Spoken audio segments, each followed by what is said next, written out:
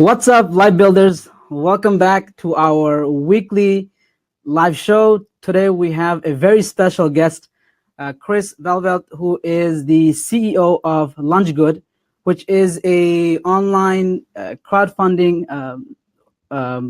company, which has raised over 36 million as of today for causes in over 100 countries. Chris, thank you so much for taking the time to be here. As people are rolling in, if you can tell us a little bit about how did this start, LunchGood? Oh, well, thank you so much, Hassan, in the name of God. How did it start? It's a long story. I think a lot of entrepreneurs have long stories. And since we got an hour, I'll give you the slightly long story, but I won't take it the hour. In a sense, it started back in 2001. Two critical things happened in 2001. The first is when I was 16, I decided to become Muslim. And that was its own journey. I'm not going to necessarily get into now, but let's say a big part of it is inspired by Malcolm X and the history of I think Islam being really standing up for social justice and trying to correct especially the hearts of people. And then 3 months after I became Muslim, 9/11 happened, or the attacks on the Twin Towers in New York City. So one had me on a high on my Islam, and the next had me on a low, and really confused. And that set me off on a journey to really understand my faith better. And I came out of that realizing that Islam is not the Islam of Osama bin Laden and Al Qaeda and terrorism, but Islam is the Islam that gave birth to modern medicine and universities and algebra and chemistry and so many great things that's benefited all of humanity, not just Muslims.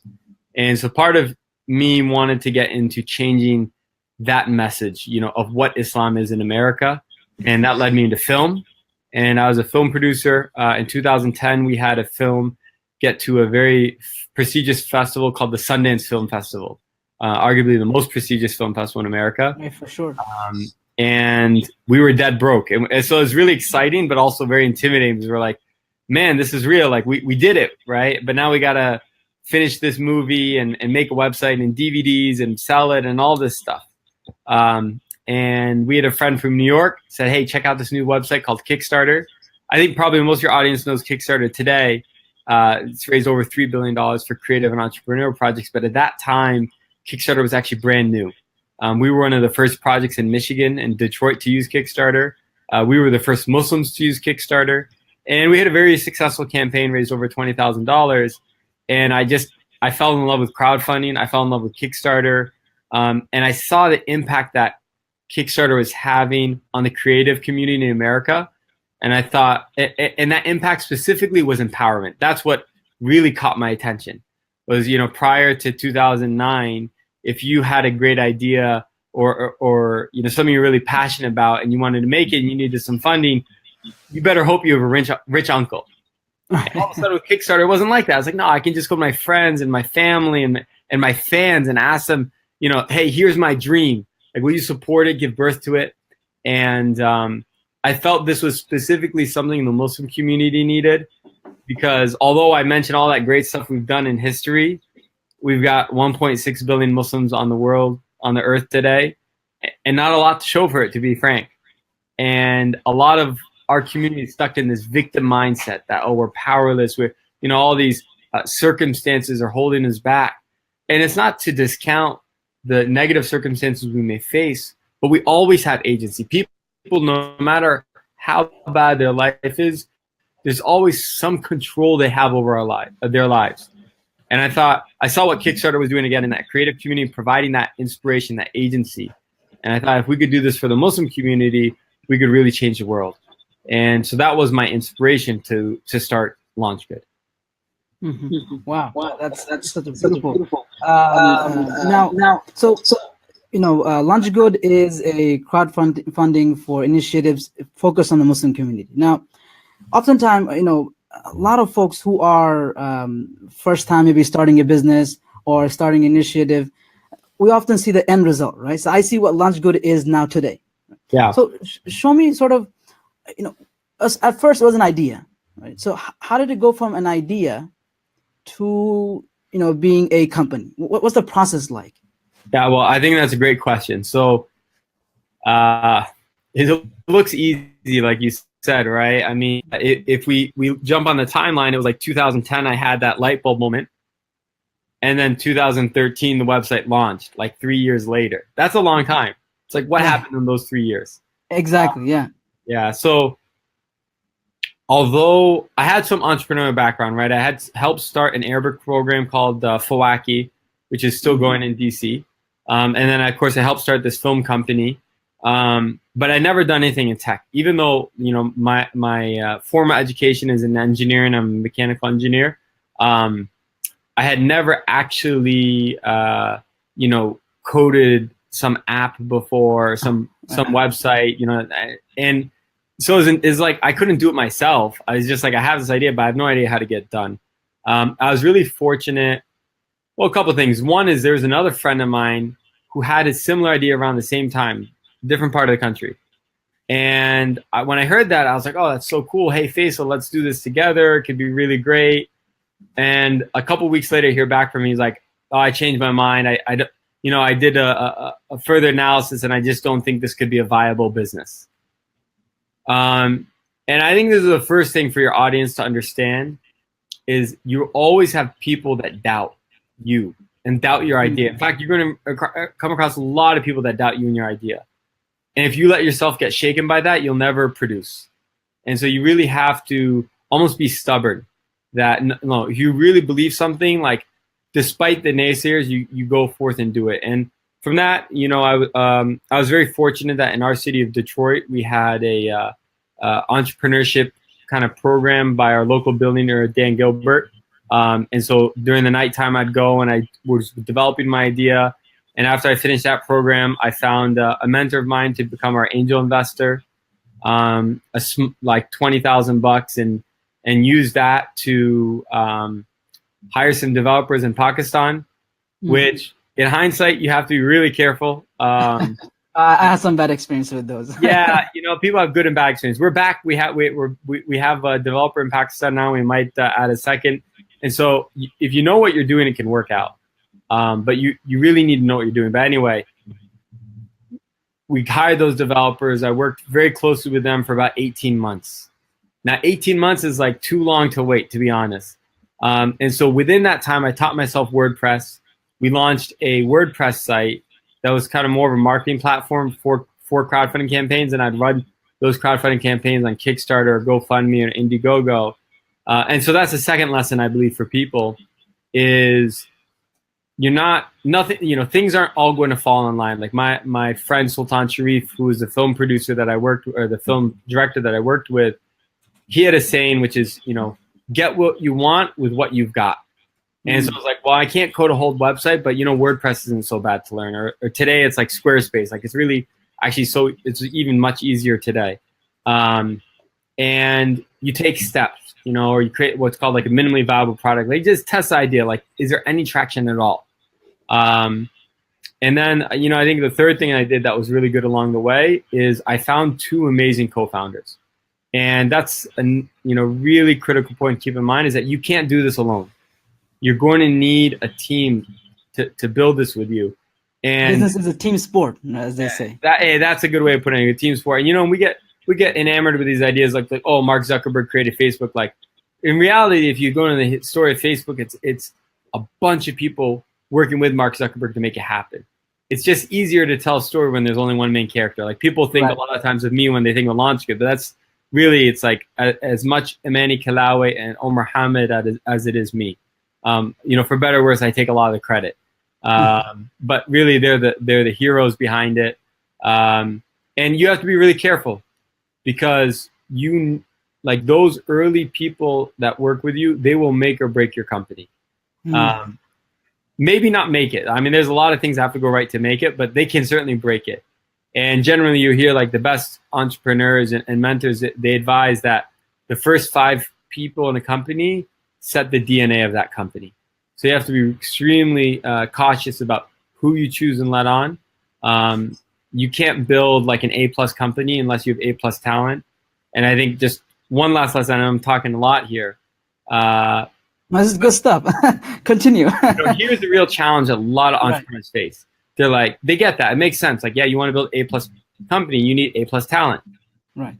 But where is that A+ talent working? They're already at Facebook or, McKinsey or Boston Consulting group. So like BCG. So it's like, okay, how are you going to get these all-star people to join your team? Like, they're already making over $100,000, very promising career tracks, very stable.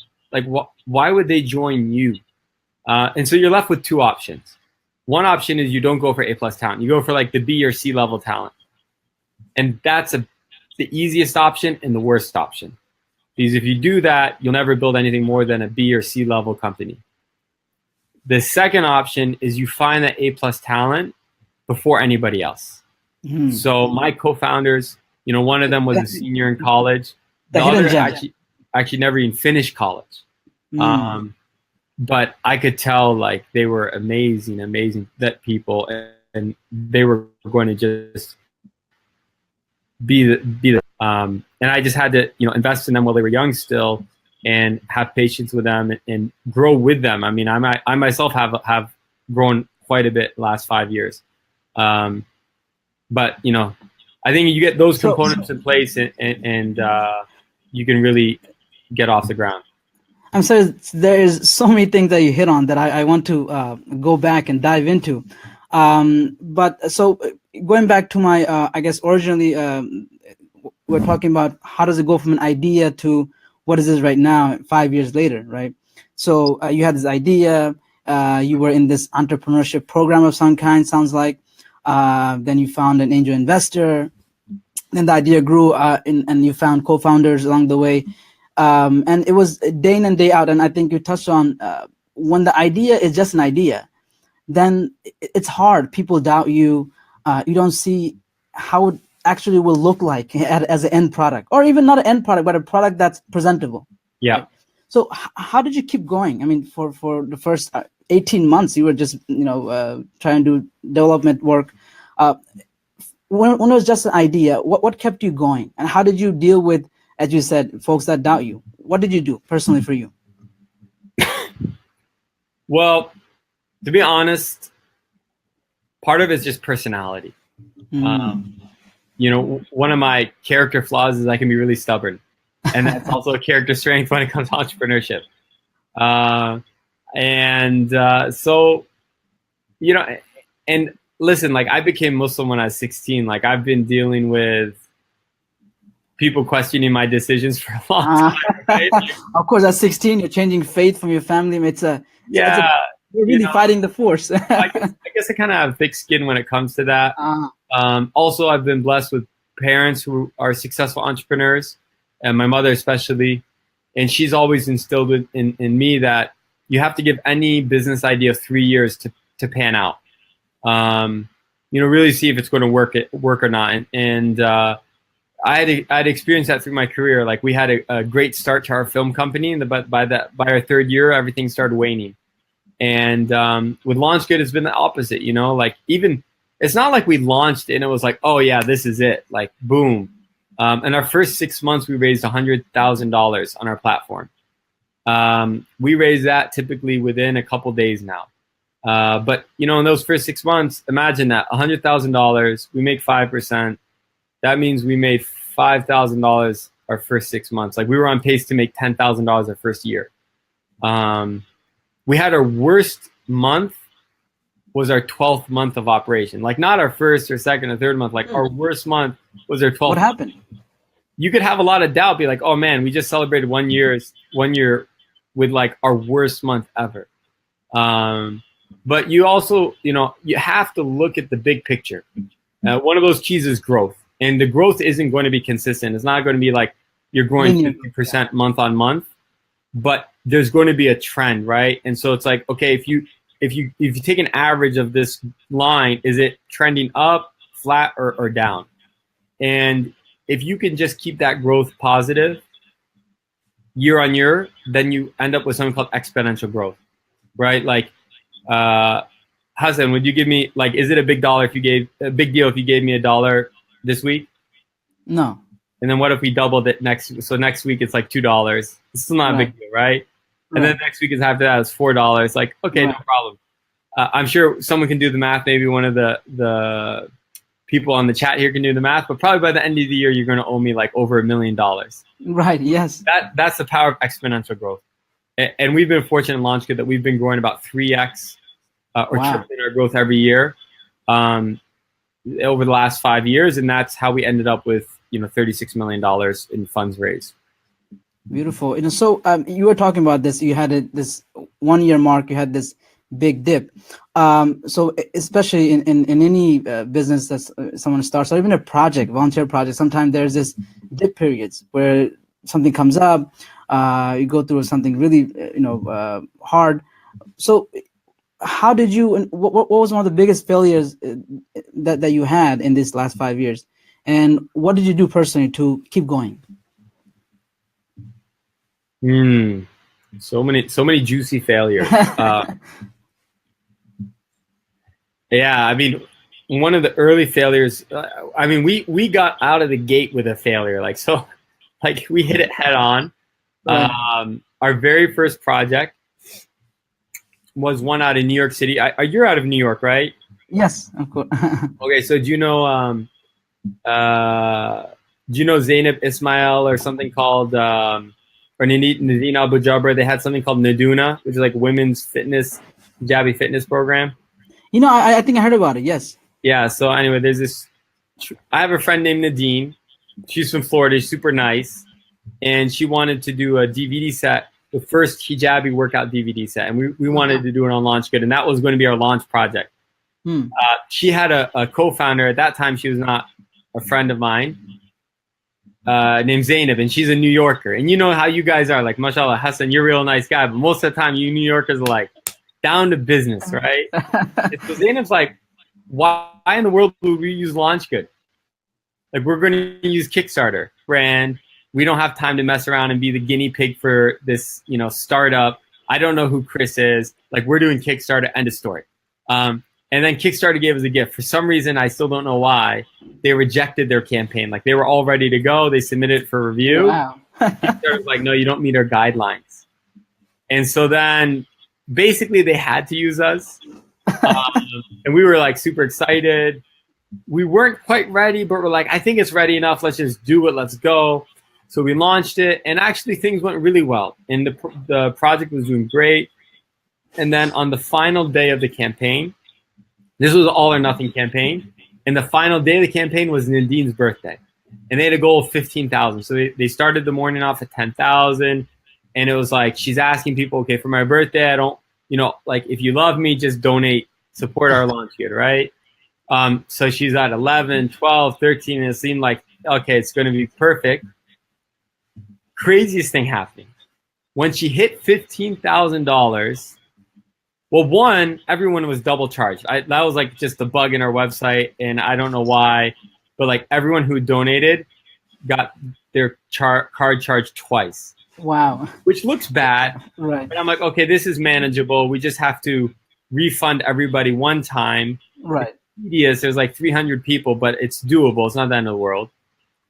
And as we're doing that, we noticed something with the website, that every subsequent donation counted down. So it was like, it got to 15,000. Someone donates $100 and it drops to 14,900. Some more bug in the algorithms. Well, the problem with that was like, there's only a few hours left, and then someone would come on and they see like, oh, they're just $100 short. So what do? They donate $100. Right. So then it becomes $14,800. Wow. And, like, you can just imagine how Zainab reacted. She was like, I told you, like, these idiots, like, like, why did we ever use them? So we're like trying to like damage control with the Naduna team and make sure they're not too upset. And then also refund all of our donors. And at the same time, like, we have to every time someone donates, we'd have to manually go in there and like change the number to, 15,200. But as soon as someone else donated, it dropped again, and we'd have to like go back in and manually change it again. It was and then of course our developers in Pakistan, it was like, I don't know, 3 a.m. or something. So they were asleep. And the whole thing was like kind of a nightmare. It certainly stressed out my co-founder, Amani, a lot. Like she was really stressed out. But at some point I just started laughing and I was like, listen, you know, inshallah, if this works, one day we're going to look back on this and we're going to laugh about it. And we're going to be like, remember that time our very first project like was a total failure. And that's exactly where we are today. So that's another thing, keep in mind as an entrepreneur, you're going to come across undoubtedly tons of like falling flat on your face. And when it happens, take a deep breath, think about the big picture and laugh about it. And I think it's not just only for entrepreneurs, I think also for anyone, even in people who are in careers or in right now in school. Sometimes you go through a little rough patch, right? Oh yeah. And I think that's amazing. That I mean, I could only imagine, you know, your first client, if you will, and this is you're having a chaos, the backward numbering, not taking the payment, doubling, and you know, but and the New Yorkers, don't forget about the New Yorkers. Oh yeah, that's a big one, right? By the way, I don't know if they will watch this or whatever, but she's a friend now. She's an amazing person. I figured that you know, probably things worked out afterwards. But you know, I could imagine that. But that's just an amazing attitude to have that you have. You know what? We're gonna look back at this and realize, you know what? This is just the first one. Yeah. If it messes up one, it's not the biggest deal. And I think you even said that before you even launched the website, you had this WordPress sort of test page to help folks, you know, raise money in other platforms. So you're already test trying, you know, sort of some of your service in some sense. Oh yeah, that's called an MVP. I don't know. Have you guys covered the concept of MVP already? No, I mean our show is not so fully focused on entrepreneurship in that sense. We try to keep it more generic, so we don't go into super heavy tactics. But I'll stay out of the techie term. But you know, certain things. If folks have questions who are watching and who are you know in different fields, they can feel free to definitely get things out of you. So you know, you sort of that's the first project, and you had this failure, and you kept going. Now, I think you know, when did you get to a point where you had to hire your first employee?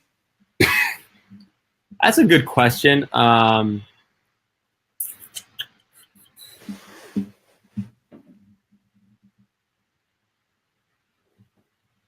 You know, it's not black and white like that always. I think it depends on the business.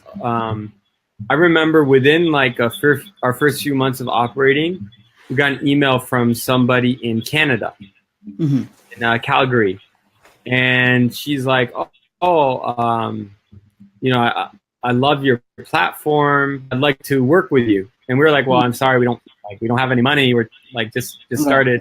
And she's like, you know, I just want to volunteer my time. And that was incredible.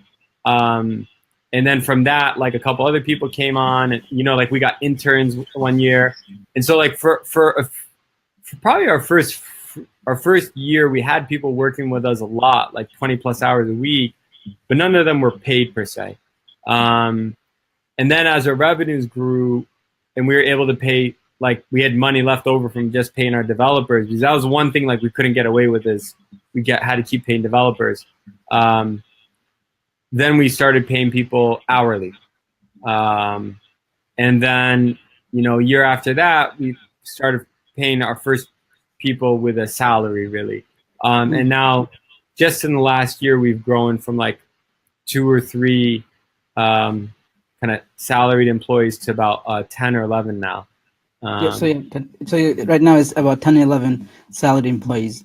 And I mean, in this sort of economy, of course, you know, things aren't as say 50 years ago. Of course, you know, there's a lot of consultants, a lot more people working freelance, and a lot of companies utilize. In some sense, you have these folks that you're employing in Pakistan, for example, right?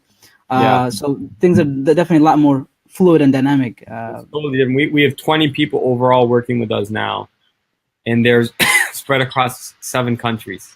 So they're all over the world. Everyone works remote. Like we only have 3 people in our Detroit office, which is technically our headquarters. And one of the best things we've ever did is we started a fellowship program, which I think is, again, a great way to address this issue of like, how do you get great talent when you can't pay them? You do need to invest something. So we started a fellowship where we'd fly people into Detroit. We'd give them a week of training, give them great time in Detroit, take them to all like the halal foods and the sites to see. And then they go work remotely, and like they could still do their full-time job, but they just had to put in like 15 hours a week on the side or on weekends. And then at the end of 3 months, they could actually start working for us for pay. And at the end of 3 months, actually, we'd take them on like a really cool retreat to end it. So that might be like California or New York or Texas, something like that. And then throughout every week, we had online classes. We do some entrepreneurship training classes. So they would get a lot out of it, and they were able to give back a lot to us as Launch Good. And from that fellowship, we've graduated over 20 people, and half of those people now work either part or full time for us. So it's been a great kind of recruiting tool. I remember we met now what 3 years ago. You were in New York. And I saw you have a whole big team. What was it that some of your fellows? That was the end of one of our fellowships. Exactly. I figured that it's probably one of your trip that you came to New York. Yeah, that was our New York trip, and yeah. So we just had one wrapped up in Malaysia, so that was really special. Malaysia, nice. Yeah, really cool. So I'm getting the feel that in your company, there's this almost a mission culture. There's this almost that we're doing good for humanity. And then, of course, you have all these fellows and interns, people that email you to be part of it. But you are a for-profit organization, correct? That's right. We are a for-profit and with a very strong sense of mission. That's exactly right. And a lot of people, initially, I'll be honest with you, I thought that Launch Good was a non-profit organization for some reason. A lot of people think that, yeah. What do you think that is? It's not a bad thing. Sorry, what was your question? I'm saying, what do you think that is? I think I get the impression that it was a non-profit. It's interesting. I was listening to a podcast about Tom's of Maine, like the founder of Tom's of Maine, like toothpaste and natural products. And in the 60s, they were like, it was either you worked for a corporation and had no consciousness or conscious, or you like work for like Greenpeace or some nonprofit and you're all about like your, the environment or whatever your mission is. Very separate between make money. Now we're seeing emerging, like our generation just doesn't, like, it's not going to fly. Like we don't want to work for some heartless corporation. And there's just too many options out there of great companies you can work, are very fulfilling and mission driven. And maybe, so I take that as a compliment. The fact that you think we're nonprofit to me says, hey, you guys are really principled. You guys are really mission driven. You're not obsessed with, squeezing every dollar out of a person, but adding value to people's lives. But at the same time, I know we're a for-profit, which means we're able to build this sustainably. There have been other crowdfunding platforms that are like nonprofit, and they're just constantly begging people for money or doing like a fundraising dinner for themselves. And I'm just like, just build a strong business model. It was something I learned, especially going through my experience building the Arabic nonprofit that we did, which is it's actually doing great now, alhamdulillah, because the founder, Saif Omar, has taken the lead and has made some incredible leaders. But at the time I was starting it, I used to spend like 20 or 30% of my time fundraising.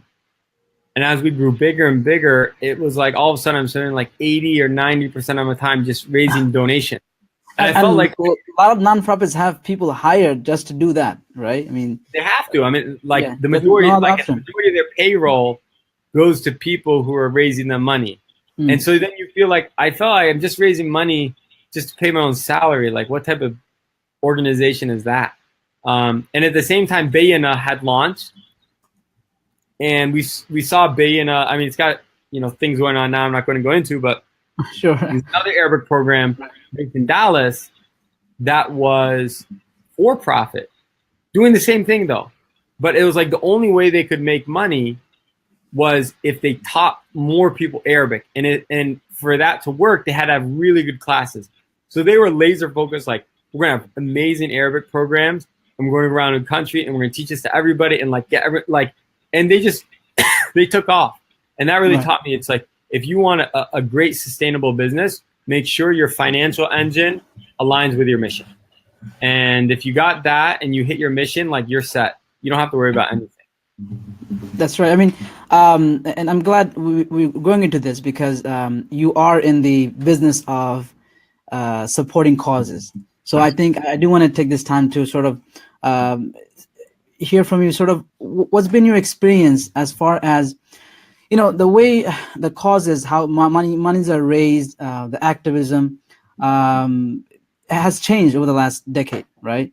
I think with the advent of even all the sort of resources that we have through social media and through crowdfunding, people are initiating projects in ways that I think it wasn't done in the past. So I guess I have a few questions here. So one is, what have you learned about what seems to be the most successful campaigns online? If I want to raise money for a project, whatever the cause might be, what seems to be the most successful characteristics of the project that can raise the most money? I think one that tells a great story and a donor feels like they can be part of that story. Sometimes that's really advanced, and sometimes it's the simplest thing, like, Imam Khalid Latif is really great. He's a prominent New York chaplain, where he's just helping people in his community, and you feel like, if I have a chance to really make a difference and help somebody. If you want to change anybody, you have to be able to touch their heart. I mean, humans are not actually so rational. Like, we like to imagine we're rational. We're actually emotional beings. And you have to, if you want to get someone to change a habit or open their wallet, like, you better hit their heart, not their mind. So as a whole, I'd say, who succeeds on Launch Good? Those that end up telling a great story or have a really emotional campaign. I'll focus on the Muslim community a little bit, because I know Launch Good is focused on the Muslim community. I think that for a long time now, how many mosque or Islamic schools or Muslim organizations are now raising money through your platform at the moment? Yeah, it's so interesting about that. Not as many as you'd think. We're mostly driven, I like to call it the silent majority. So the majority of Muslims actually are pretty faithful. Like, we might think, like, okay, the Muslim community is not, maybe it's like other religious communities and not so practicing. Actually, something like 90% of Muslims fast for Ramadan, which is a crazy commitment. That's like 3 days of no food or water during the daytime. Sure. And most people are doing it. And most people, actually, charity is a big part of their life. And I think we complain sometimes that we don't give enough as a community, but actually, just objectively speaking, the Muslims are the most generous of all the religious groups in the West. And so, like, who are the people doing Launch Good campaigns? Like, they not necessarily the person that sits as a president of a mosque or the principal of an Islamic school, but it's just, like, normal people in the community, to be quite honest, for something they care about. And that's what I guessed, that a lot of the campaigns on Launch Good are independent folks who care about a particular project, right? And it's very fascinating because I give a lot of sermons in a lot of mosques, and I think the older leadership, there's only catching on to the power that online crowdfunding, online fundraising, the ability that something like Lunch Good has. Yeah. Because as you said, not a lot of them are taking advantage of this, right?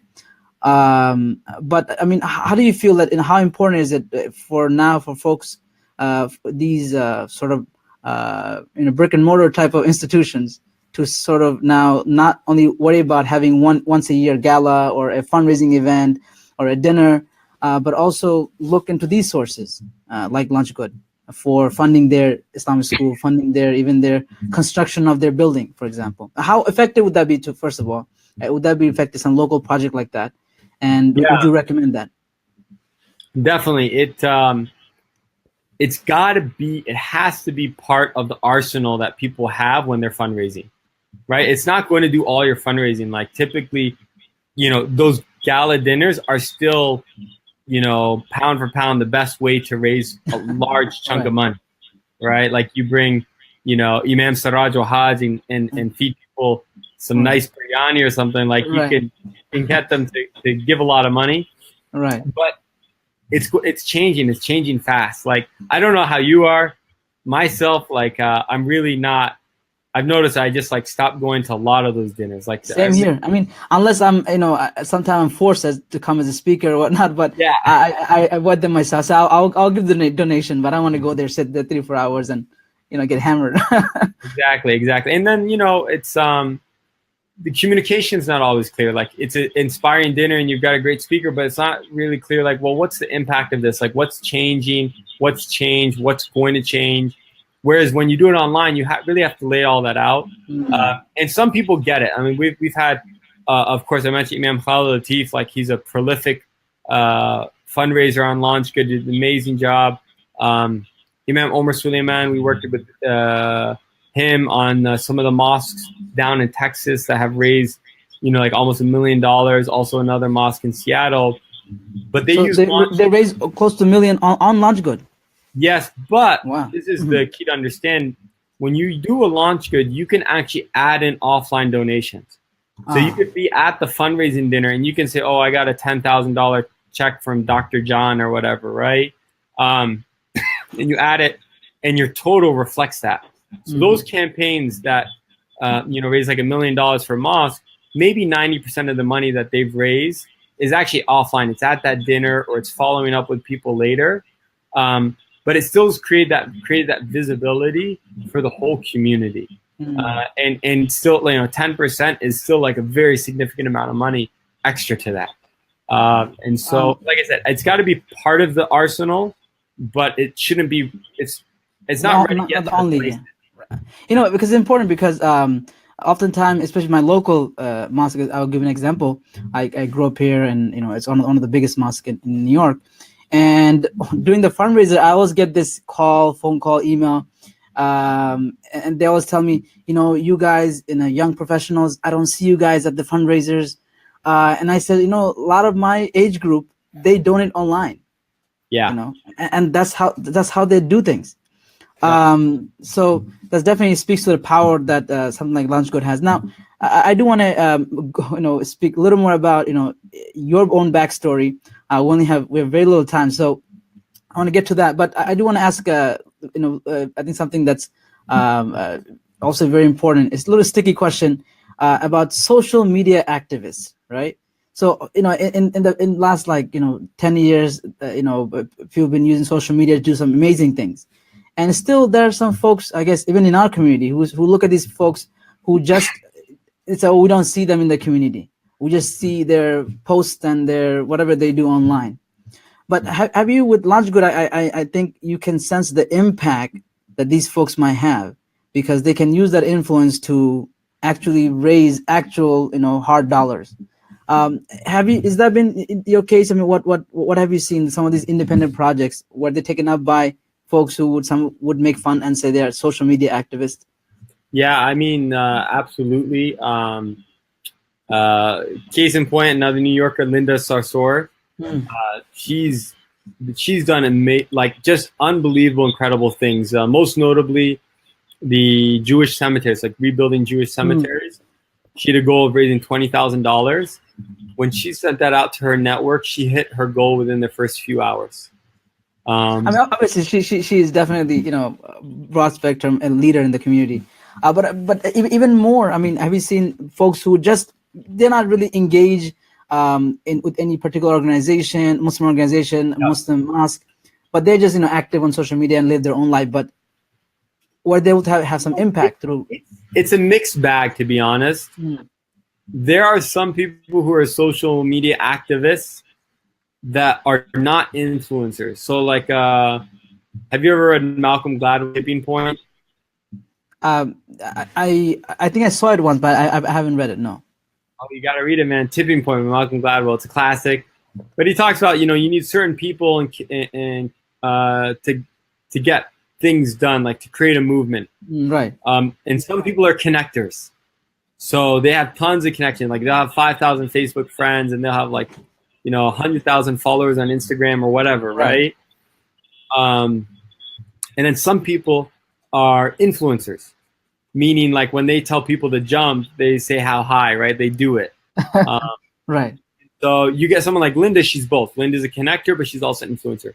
Some people are just connectors, though. Like they might have a loud voice online, but when they ask people to put money down, it doesn't equate. No one listens. So it's we don't really know exactly until someone launches a campaign which one they are.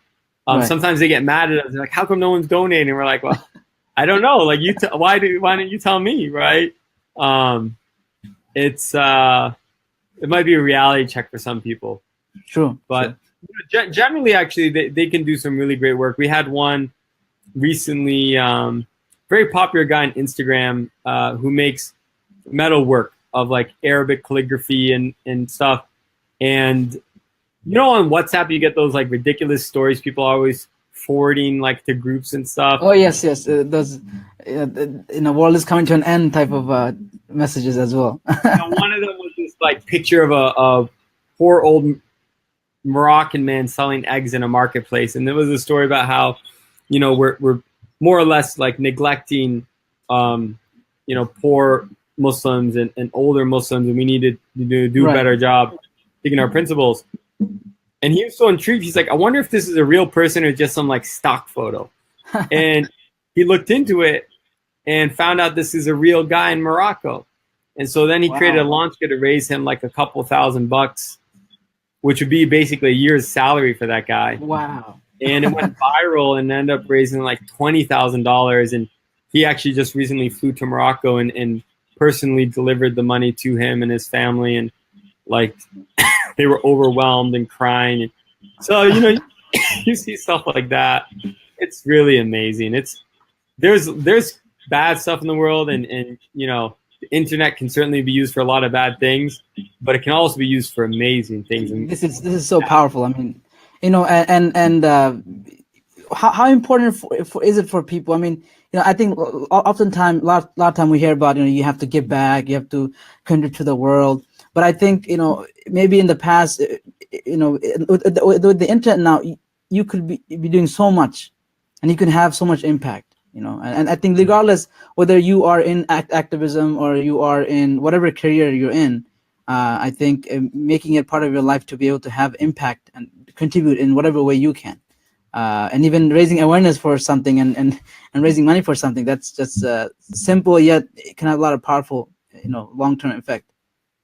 Oh, spot on. So just in the last 15 minutes that we have together, I want to sort of take a little step back and talk about you and your sort of the backstory.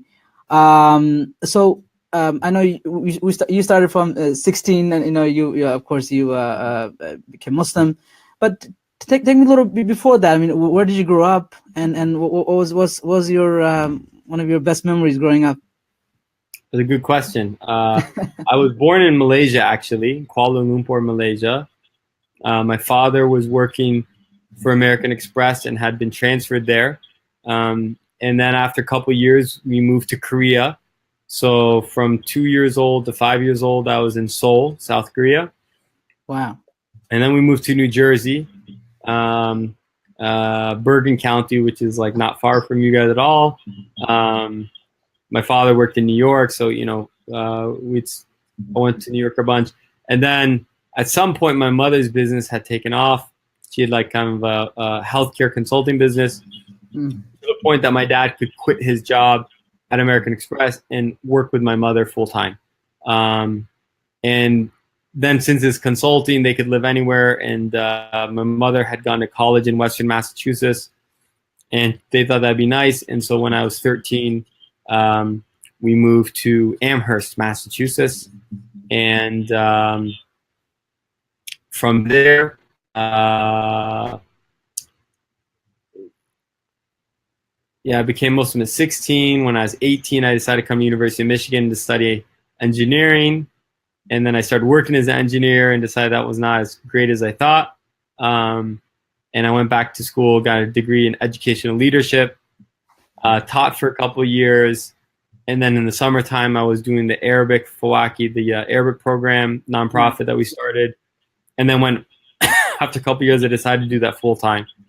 And then from there into film, and then film into launch goods. So that's kind of the whole back. You had a long journey starting from your birth. I mean, from Malaysia to South Korea. So you've been moving around. I love it. I love it. And you asked for happy memory. Oh, happy memory from my childhood, huh?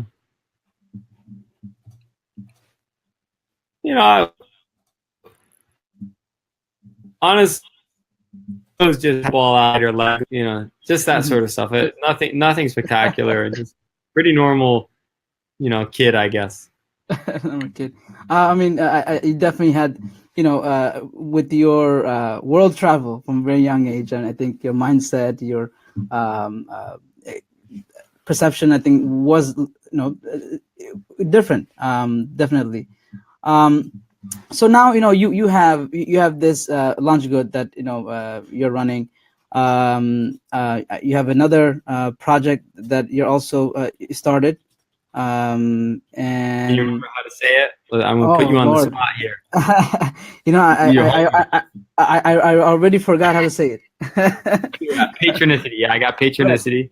Right. So and I know you have 2 kids.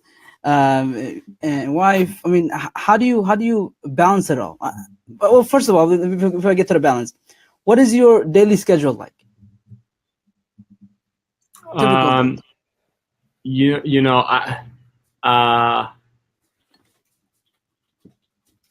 It's going to sound religious. I don't want to say not Muslim, but I have to be honest. So this is just how I do it. Yeah, go for it. I'm very grateful and very, very, very fortunate to live across the street from the mosque.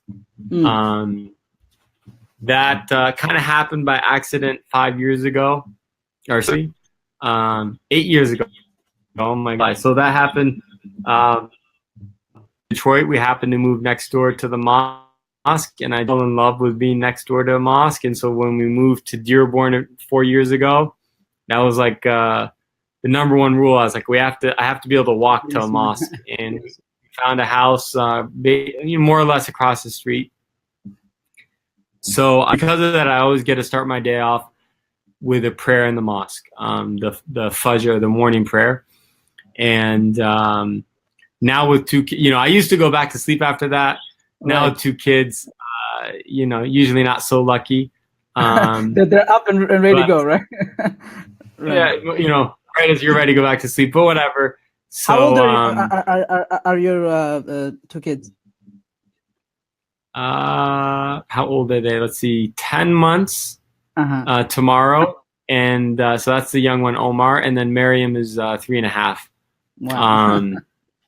And so I like to schedule my day around the prayers at the mosque, because also my office is located next door to another mosque. So whether I'm home or at my office, I'm next door to a mosque.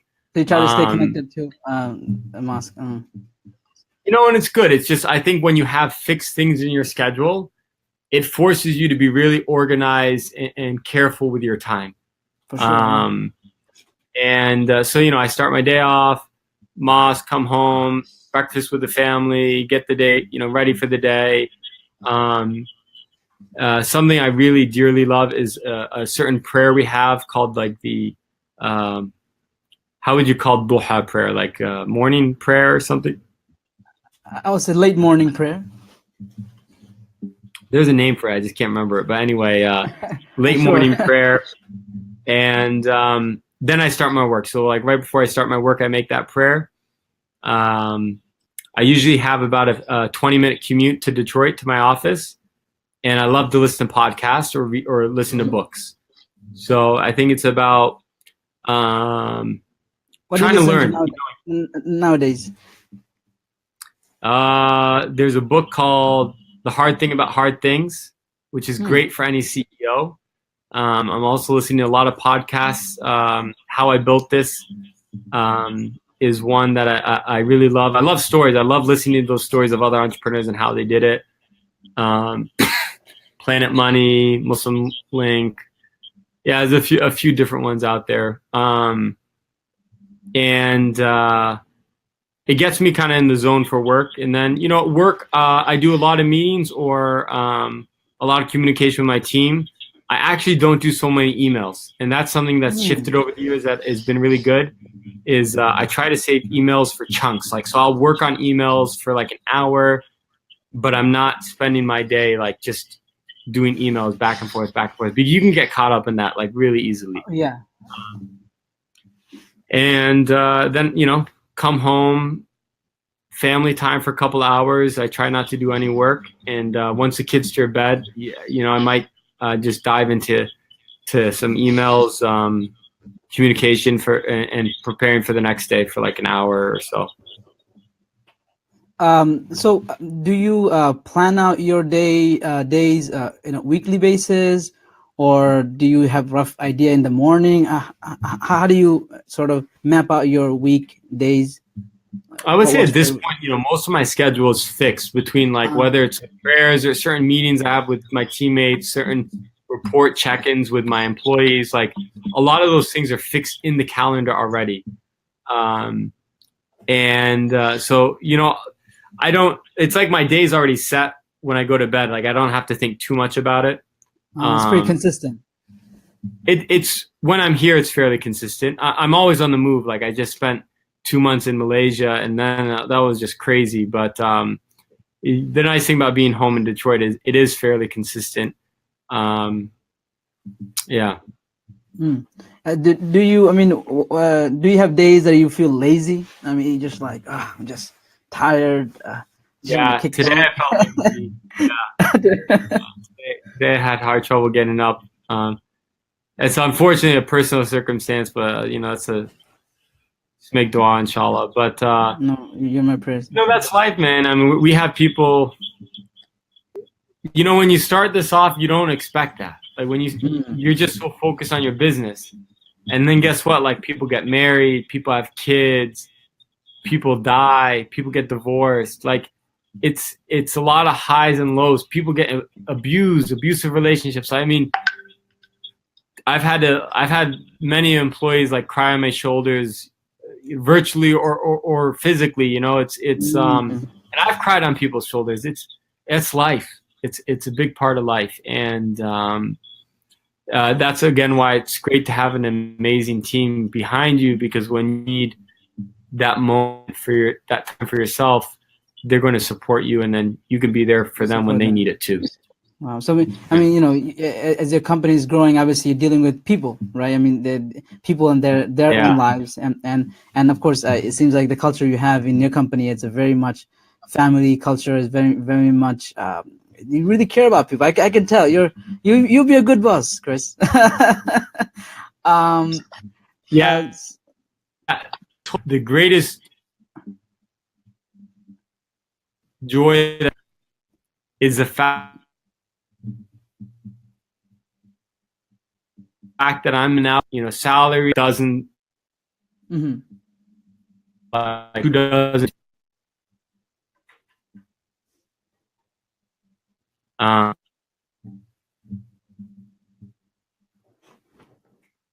one of my employees in paid healthcare, she treatment for it right away, and the treatment like, yeah. I'm losing you there That felt really, for a minute. really good. Chris, can you hear me? Yeah. Plug in my laptop. Okay.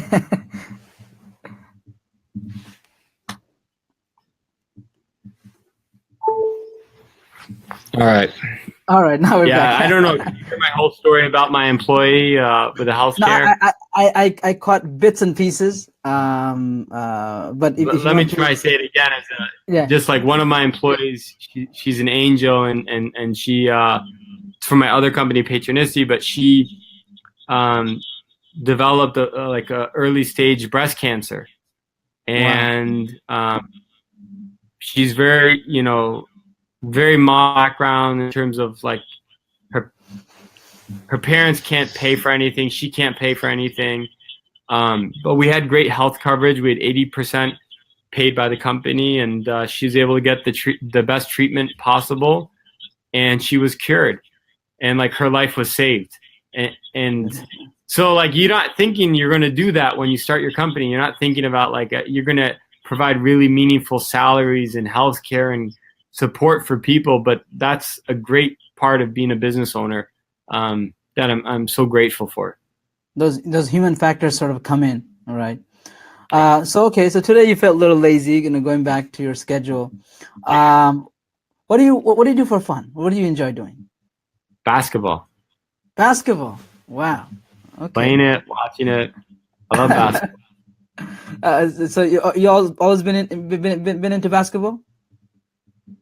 Yeah, I think I've always liked it, and fortunately, I went from being like one of the shortest people in my class to being one of the taller ones in high school. Right. So I had a big growth spurt, and that helped a lot. It helps to be like over 6 feet tall when you play basketball. Right, of course. And I got better with time too. But I like team sports, and I think it goes back to the same thing with my entrepreneurism. So it's not to like brag, but Right. I used to be an exceptional tennis player. I won tournaments in Massachusetts. I went undefeated my senior year of high school. I was really like my whole life I've played tennis 12 months a year. Like I was really good at it, but I just got tired of it. It's just it's a very individual sport. It's a solo sport. Right. Yeah, and I love basketball. Like I love being in like the experience of coming together with a team and overcoming odds, and that's what I love. And so You love the people's energy and being able to work together, not be solo sort of. Makes sense. Now how often do you get to play these days? typically once a week. So Once a week. it doesn't sound like a lot, but when you're married with 2 young kids, I can imagine. you can do once a week with basketball. That's pretty solid. Right. And, I think with anything in life, it's about consistency. I'm very grateful. I just got something last Ramadan called an ijaza, or a what do you call that? It's a permission certification, right? Yeah, certification of a sort in Quran recitation with a very famous scholar here, and I had to spend like I don't know 4 years working on that, but it was just consistently 1 hour a week, every 1 day a week, and but I just like it seems like it's going to take forever, but as long as you're consistent, you'll be amazed at what you can achieve. Wow. Were you memorizing the Quran, or you? That was in qira'ah, in recitation. Very nice. But I'm also working on that the memorization with a different teacher. And again, it's one of those things where you're like, wow, this is going to take like 2 decades. But I'm a quarter done now, so that's pretty good, I think. It's beautiful. You're balancing a lot. You got your own personal development, your own. You're increasing, your knowledge of your religion, and your, so there's a lot going on. And how often do you get to watch basketball? I was watching before this. I watched the Cleveland Cavs. So how much time are you spending per week watching basketball? put you on the spot there. I know. I want to say like 4 hours a week, maybe. 4 hours a week.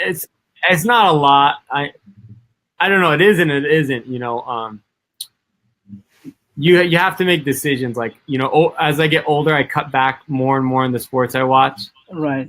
So like, I gave up on baseball. I gave up on hockey. And I gave up on fantasy football. Well, that can take a long time. Yeah, I actually did it. I measured the amount of hours I was spending watching football, or like being, you know, paying attention to football when I played fantasy football, and I was like astounded. I was like, oh my God, it's like, I don't know, 12 hours a week or something, just 10 hours a week. I don't know, some large amount of time thinking or watching football. And I was like, I have to cut it out. I've got too many important things on you know. Sure, I mean, you're running a whole company and everything else that's going on. You know, as we're sort of wrapping up, we're for tonight. I know you wanted to mention something about. I think Launch Good has something special that's coming up for the month of Ramadan, which is a very special month for the Muslim community. If you want to just share, I guess what about that a little bit. Yeah. So one thing I'm so proud of Launch Good is we're not just trying to be a copycat of Kickstarter or a copycat of GoFundMe. We are really building this from scratch for the Muslim community, and we challenge ourselves to think like, how can we cater this specifically to Muslims? And a few years ago, we came up with this idea of like, hey, Ramadan, everyone loves Ramadan. It's this really special time. What if we could create a tool or a program, a product that could help Muslims like yourself, myself, make the most of every day of Ramadan by donating every day? And so we called that the Ramadan Challenge. So it's like 30 days, donate every day of the 30 days of Ramadan. We ended up getting 500 signups our first year, then 2,500 the next year, and then last year, our third year, we got 15,000 people signed up. And these were 15,000 people from like over 80 countries. And they may only be donating $5 or $10 a day, but it ended up being almost $2 million of donations total. Wow. And, you know, more and more people join every day. By the end of Ramadan, we were giving out $100,000 a day. And so that was really special. We're going to be releasing it. Actually, you could check it out and get on like the sign up list now if you go to launchgood.com/challenge. And then in mid-April, we'll be officially launching the full sign up process. But you can already get on the email list now if people went to launchgood.com/challenge. Very cool. So I think Jawad is going to put it up, launchgood.com/challenge. You put up in the comment section. Most of our viewers, they watch the replay. So in the live sessions, we have a certain amount of people, but most folks, they watch in replay. So the folks that are watching this, they will see it on the comment, or we'll put it on the description. Now, Jawad, do we have any comments or questions from anyone? Yes. Okay, so we have some questions. We'll take them very briefly, and then we'll go from there. So would you want to pull it up on the screen, or? Yeah, so I just put the launchgood.com/challenge. Okay, cool. So you see on the screen right now there, launchgood.com/challenge. And we'll put it up later on as well. But I guess we can take some quick questions before we wrap up. It's been awesome so far. Jawad, if you can just put it on the screen, and then we go from there. Can you see it? All right. So, Chris, can you see it? The question? Yep. That's awesome. Cool. And you know, actually, I'm glad he asked. His name is Naji. Actually, he's my grandmaster. So you know, he opened the first Muslim dojo in New York, actually. Oh wow! Yeah. So for sure, I think so. He has a question here. Are the best campaign, in your opinion, the ones with an emotional message attached with the real video? Yeah. So definitely, we talked about emotional message. Absolutely. The video, that's a great add-on to this question. And it's great because it's a huge opportunity and most people miss it. So typically campaigns with videos raise twice as much money as those without videos. And you really don't want to recycle a video. You don't want to just like, oh, well, we made this video and it's been on YouTube for like 4 years. Let's just pop that in there. No, you really want to invest in, you know, a couple $1,000, make a proper video. It's difficult. It's even difficult for us, like as LaunchGood, when we have to make videos. But it's always worth it. And you know, work with professionals, do it right, and be authentic. You know, don't try to be someone you're not, but be authentic, be who you are. Right. People will reward you. If people can see like you're really trying hard, you're really putting a lot of sand into this, and you're trying to do it right, and you're invested in it, they're going to repay you for that. And if they feel like you're just trying to make a quick buck and not put any work in, they're also going to sense that, and they're not going to support you. There's no such thing as free money. For sure. I mean, so you know, because you have seen so many campaigns, right? Yeah. So what would your advice be for Naji, as far as you know, this is a first Muslim official dojo, and he's trying to raise more money so he can actually, you know, complete the facility, have more Muslims learn self-defense martial art in his facility, including, you know, gym and workout. What would you say some, you know, practical tips for him if you were to launch a campaign with you in LaunchGood? Well, first of all, please do. We'd love to have the first Muslim dojo on LaunchGood. That sounds awesome.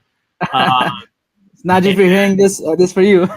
Yeah, man, it's great. And then I mean, that video, like, again, I would start thinking about that video. That video is the reason why making a great video is so powerful for a campaign is all the work that goes into it. Like, you really have to think through, like, okay, if I have 120 seconds to communicate everything I want to communicate, what I'm going to talk about. It really forces you to figure out, like, what is so special about you. Why should people care about you? Why should people support you? And it forces you to really understand yourself better.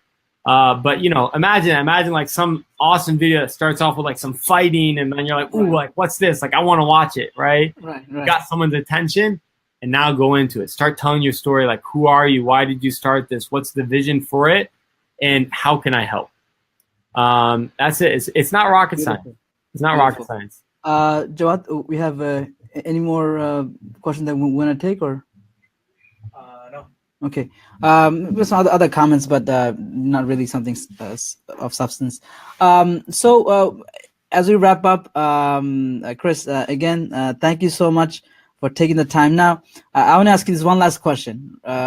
So what's in store for Chris in the next 5 years? What's the long-term game here? It's a great question.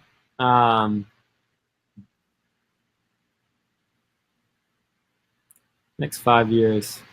You know, I'm at a point in my I got a great piece of advice. So I in my 20s, and I'm going to share this. Maybe close with it. It's very Absolutely.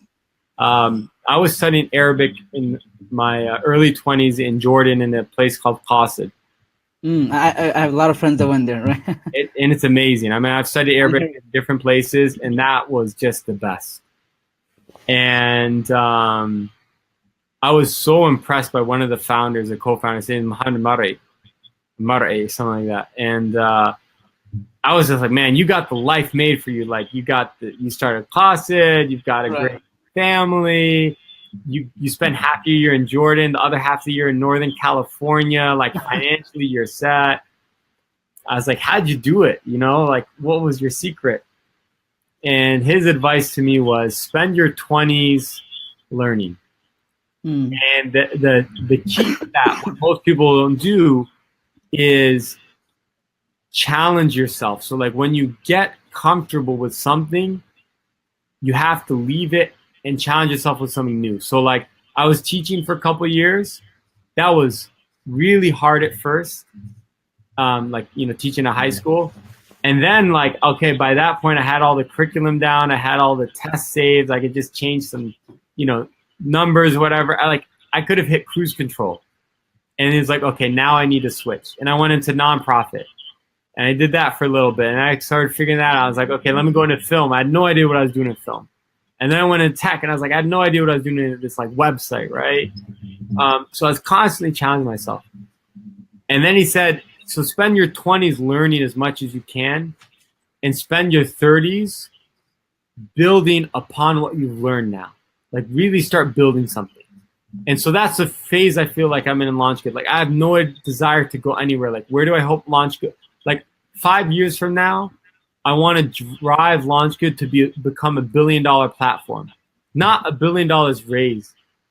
A lifetime, like $1 billion every single year. So we have a ways to go, but I believe within the next 5 years that we'll be helping fundraise over $1 billion every single year for the Muslim community. And I'm pretty focused on that. And, you know, other than that, raising my family, traveling, learning Quran, it's a nice rhythm to be in. You get older, you kind of like being in rhythms. Right. You get a little flow. You get sort of these things you do, and you sort of figure it out. What doesn't for you. Yeah, exactly. Beautiful. No, we hope you the best. Okay.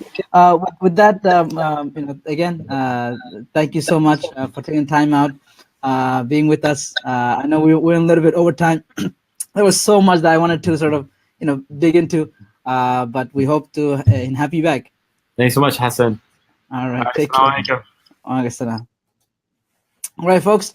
I hope that was a gem, and we got into a lot.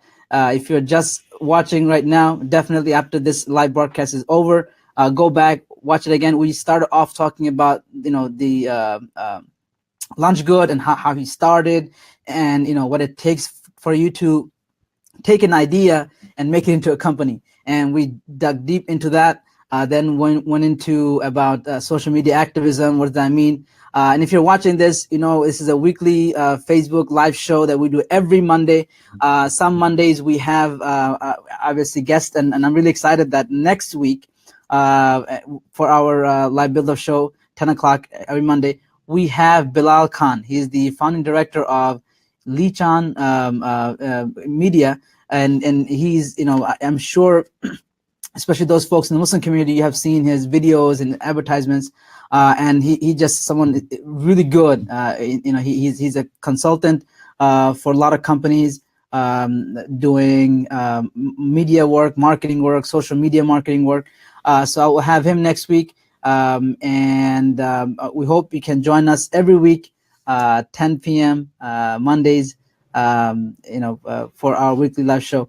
And also, we are starting something new. This is going to be cool. We're starting what's called Value Sunday. All right. So it's basically, you know, this show is now started. How long now, Jawad? We are More than 6 months. More than 6 months now. So you guys been with us for, you know, 6 months here. This has been a tremendous journey. We've been sticking to it. You know, I was in Texas. We made it happen every Monday, and we hope to continue to do this.